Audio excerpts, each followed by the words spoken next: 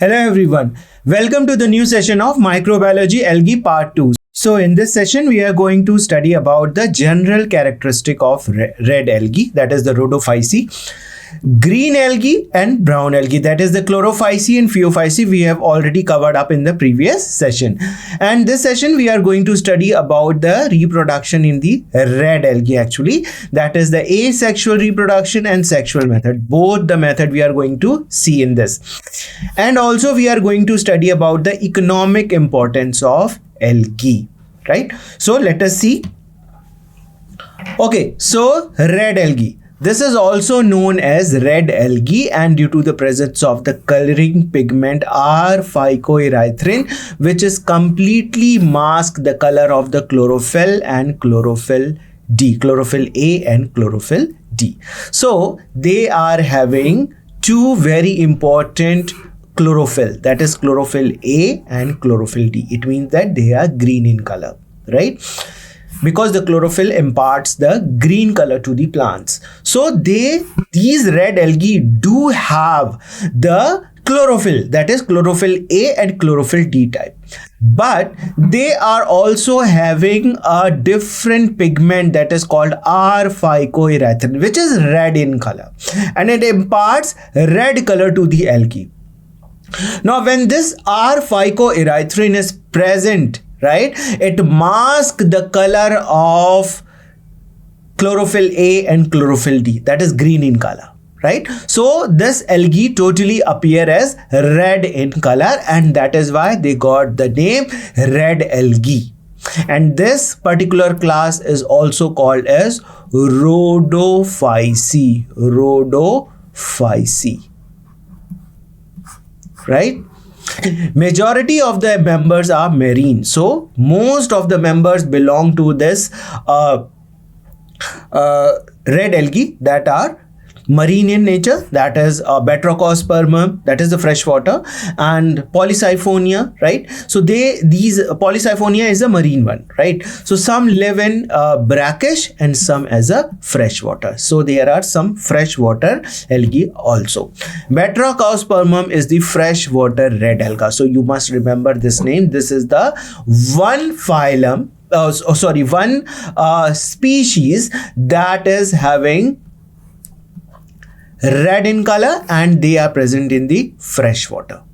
Red in color means they belongs to the red algae, right? So this is the one of the member of the red algae that is found in freshwater, and most of the red algae are in the tropical seas that having the filamentous form. So most of the tropical seas example, that is Polysiphonia, for example, they are of the filamentous form and they are found in the tropical sea, right? Some members show the epiphytism and parasitism. Epiphytism means they are attached to the surface of some other organism, like some are present at the surface of the snail, Polysiphonia, for example. They get attached to this is the epiphytism, right? And parasitism, cephalurose, one of the example that is called cephalurose that causes red rust in tea. This belongs to the rhodophyceae. You must remember this name. Cephalurose, this is the rhodophyceae example, and it causes a disease in the tea plant that is called as red rust in tea. Okay, so this is very, very important. So again, Batrachospermum is the freshwater red alga. Most of the individuals of the rhodophyceae are marine. Okay, the one example you must remember, that is the Batrachospermum, that is freshwater in nature. Whereas the most red alga are found in the tropical sea. Mostly they are marine and they are the filamentous form. The one that is found in the tropical sea are filamentous form. Some members show the epiphytism and also parasitism. So I've just told you about the examples, that is the epiphytism, Polysiphonia, and parasitism, that is cephalurose, that causes red rust in tea. Okay, the thallus of the red algae ranges from the simple to the complex multi-axial form. So some are very simple, right?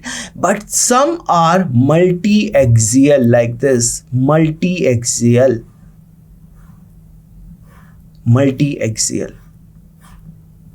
Many axes of the plant is having, showing such appearance. So this is one in the case of Polysiphonia, right? But there are some very simple form also. Cell wall is composed of cellulose, pectin and polysulfate esters. This is very important, polysulfate esters. Okay, so the cell wall is, again, it is having the main component as a cellulose, but some pectin materials are also there, and that provide them a stretchability, right? They have become stretchable because there are a lot of water current that can move the plants this way or that way. So that stretchability is provided by this material, the pectin. And polysulfate esters, they are the hydrocolloids, so they are also helping to do not get desiccate in the adverse condition, right? Storage product is the Floridian starch. So what is the storage material, right? Storage product or the food material that gets stored in the form of Floridian starch. This is the starch, quite different from the one that is present in the green algae, that is the chlorophyceae, right? So in the case of red algae, they are having the Floridian starch. Structurally, the Floridian starch resemble to the glycogen and amylopectin compound. So you must know this glycogen is a storage form of glucose in the animals, right? And amylopectin. So structurally, this Floridian starch resembles to the glycogen and amylopectin. Many algal forms have the extracellular deposition of calcium carbonate on their wall. This is quite very important in the case of red algae. They are having the calcium carbonate deposition, right? Cellular, and this provide protection to this algae as they are living in a very harsh condition, salt condition, right? So this calcium carbonate deposition is there and it protects their plants. Okay, so let us talk about the reproduction. How does the reproduction take place in the red algae? So vegetative mode of reproduction is also there, asexual and sexual method. All the three methods are found in the case of red algae. Vegetative reproduction is carried out by the fragmentation, as we have seen in the case of chlorophyceae, that if the filament get broken down into the pieces, right, and each pieces now behaves as a new individual. In the same way, so suppose the plant is multi-axial like this, right, and some of the axes, like one of the axes got detached here and it is moved by the water current and get attached to the new substratum. So this behaves as a new plant. So this is actually the fragmentation. The plants are broken down into different fragments, and each fragment now can behave as a new individual. Non-motile spores. There are some non-motile spores, and the best example is the carpospores, because you must remember when we were talking about the different classes in a tabular form in the previous session, then we talked about that there is no gamete with flagella, no flagella, or even we can say no flagellated asexual spores. Asexual spores are found in the case of red algae. In the case of chlorophyceae and phaeophyceae, we have seen that they are having biflagellated spores. That spores can be of the same size as in the case of chlorophyceae, right? Morphologically and physiologically, the it is same. Both the gametes are same, right? And if we are talking about the asexual spores also, then both the flagella are same, and the flagella are present at the apical region of the this organism. Spore, you can say, zoospores. And if we talk about the Phaeophyceae, then it is present aside, and they are having the two different sides of the flagella. But here, no flagellated asexual spore. This is the actual difference, one of the very important difference between the Chlorophyceae, Phaeophyceae and Rhodophyceae, right? Now, instead of what is here, they are having non-motile spores. So that non-motile spores is called as carpospores, and that is the mean of asexual reproduction. And this carpospores are formed in a special cup-like structure. You can see this, that is called as cystocarp. Now this cystocarp release out this carpospore. This carpospores move from one place to another, and when they get a proper suitable substratum, they germinate and give rise to a new plant, right? So this is the mode of asexual reproduction. So they are having fragmentation mode for the vegetative reproduction, non-motile spores, that is the carpospores formation for the asexual mode of reproduction. Next is the sexual reproduction in the red algae. Now this is going to be a very important. Sexual reproduction is oogamous type. Now we have talked about the oogamous type, that is the egg, that is the female reproductive part that is attached to the plant body only. So this is non-motile egg, right? And the enterozoids, they are quite small, right, like this, and they are very small, and they are flagellated, so they are motile. Male one. And it is followed by the complicated post-fertilization changes in the zygote and results into a fruiting body. So when this egg undergo the fertilization process, it changes to zygote, and this zygote, after some time of resting, it changes to the fruiting body, and inside the fruiting body different spores are formed. So we will see that how it happens. Red algae exhibit alternation of generation. Alternation of generation means they are having a separate diploid and haploid phase in their life cycle, and it is clearly demarcated, right? So that is, they are showing the exhibit alternation of generation. They are showing the alternation of generation, means alternate diploid and haploid phase. Diploid and haploid phase, right? Motile spores and gametes are totally absent in the red algae. In the case of red algae, there is no motile spores or gamete formation take place. This we have already discussed, and please remember, this is a very important feature of the red algae. So depending on the number of copies, okay, depending the number of copies of chromosome, the life cycle of red algae Polysiphonia, this is the one of the example we are discussing here. By taking example of Polysiphonia, we are going to discuss about the life cycle in the red algae, right? So Polysiphonia as an example can be divided into two parts. Small Polysiphonia thalli with the normal amount of chromosome, that is 2n, and are called as tetrasporophyte.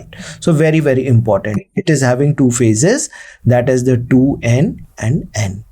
The n phase, all the cells of this thalli are diploid in nature, okay, and this is called as tetrasporophyte. It is called as tetrasporophyte, right? So small Polysiphonia thalli, this thalli is, its thalli is,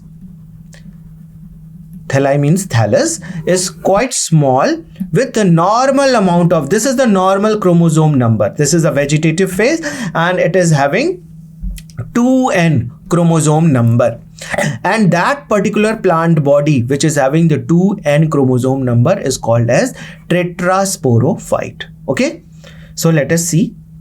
A tetrasporophyte will go through a meiosis to produce 4 tetraspores, which have only half of the number of chromosomes. It means that this tetrasporophyte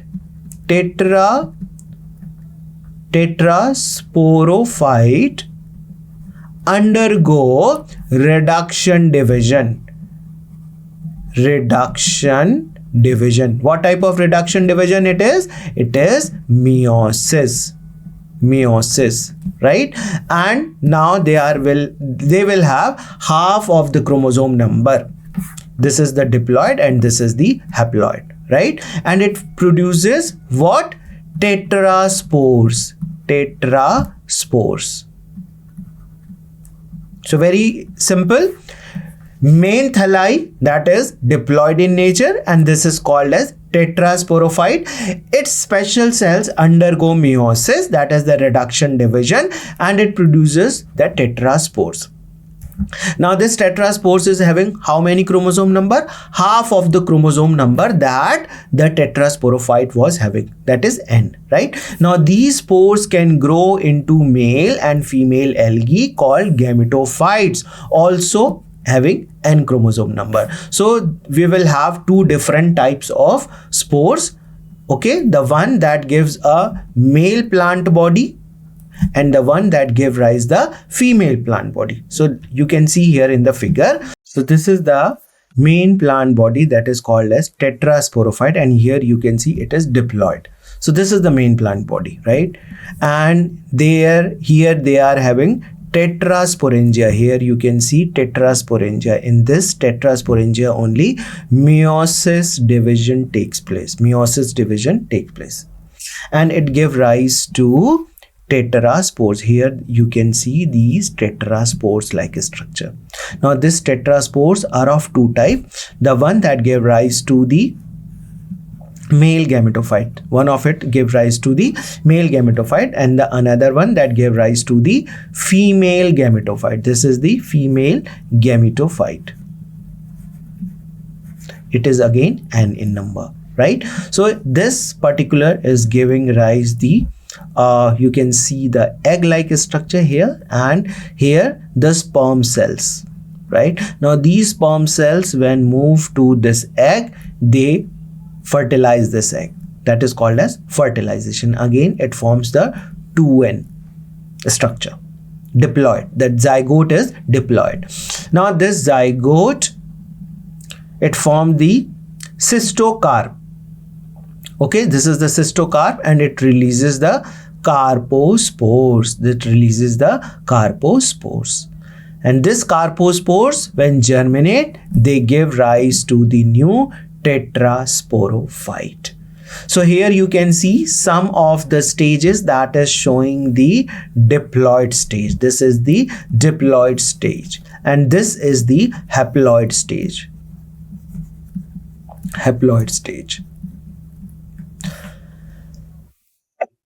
So such type of life cycle, this type of life cycle is called as haplodiplontic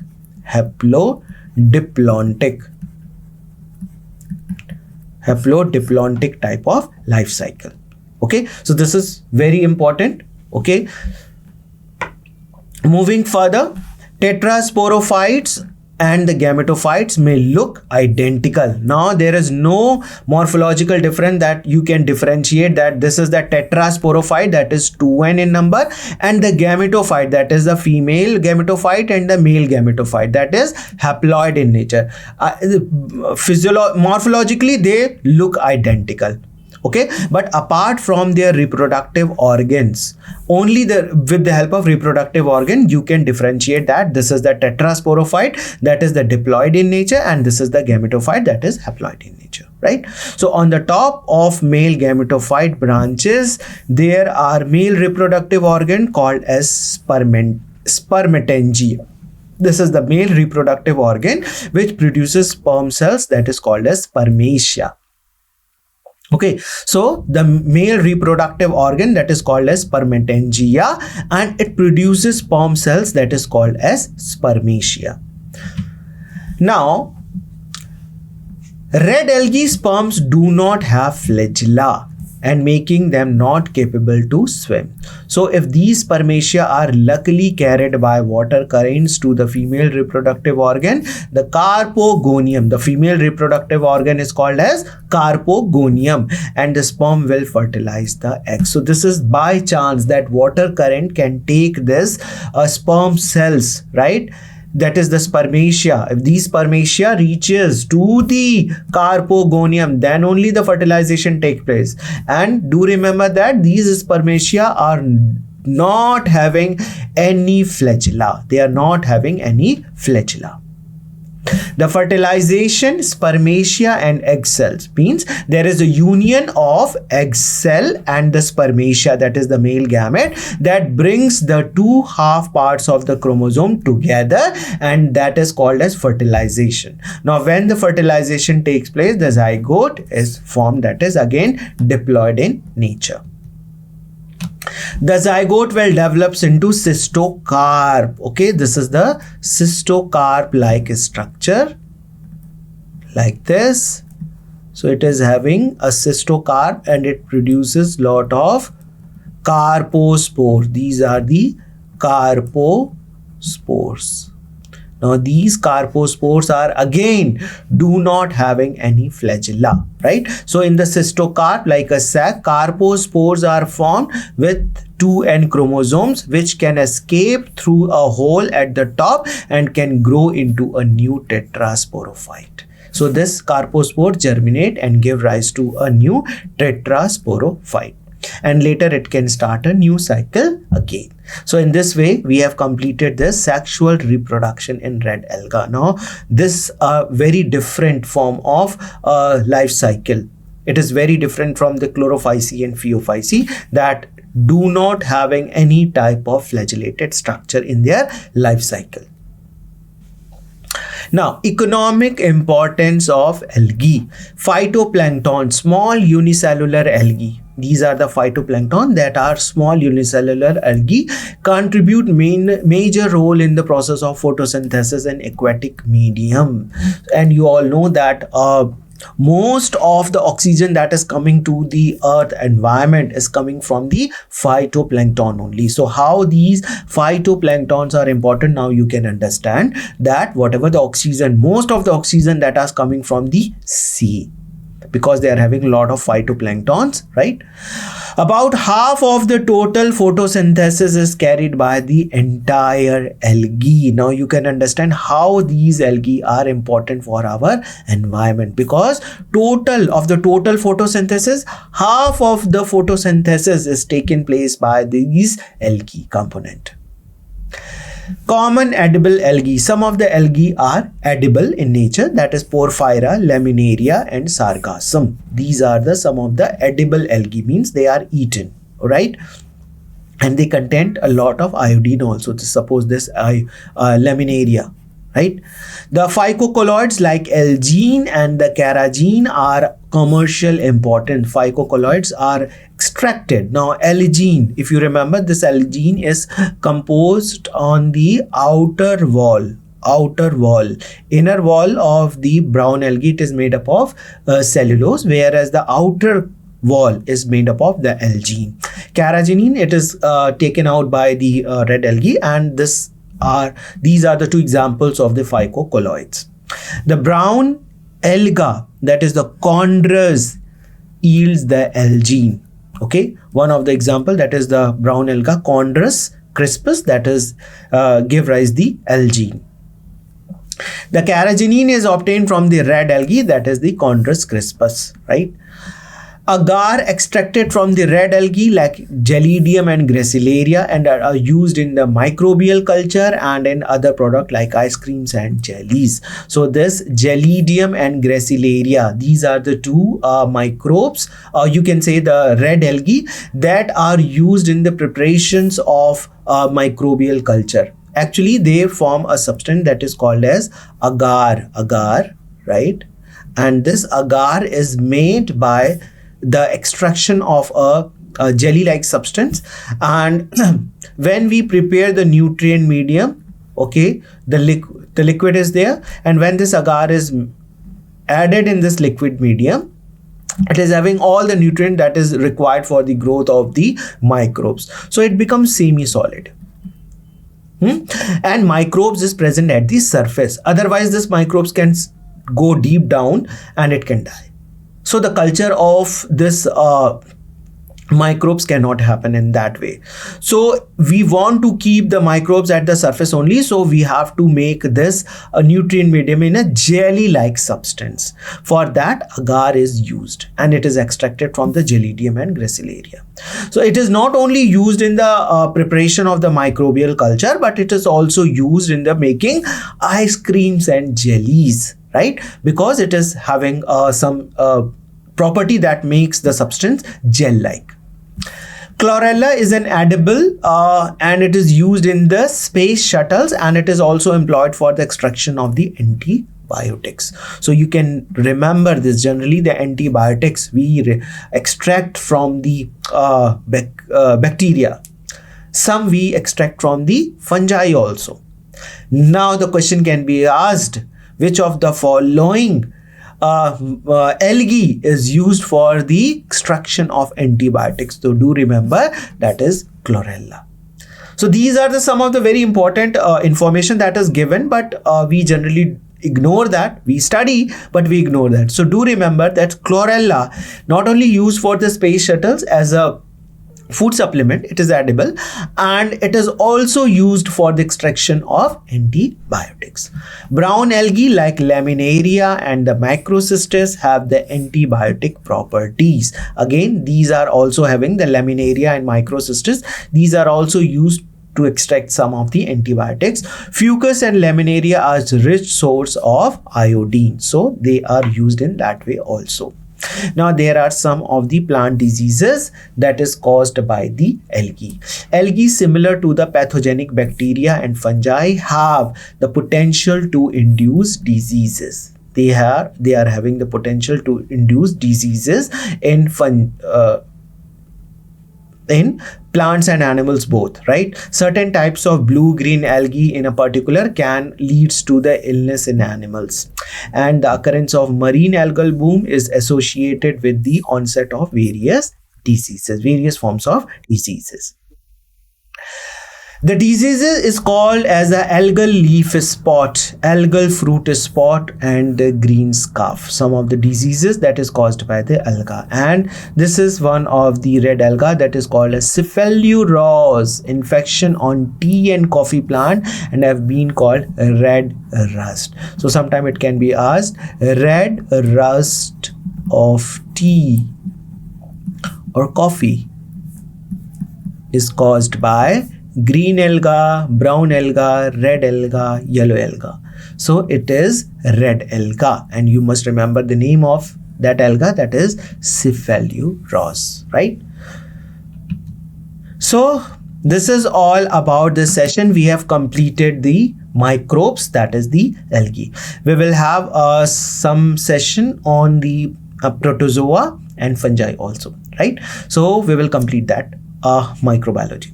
Till then, thank you very much.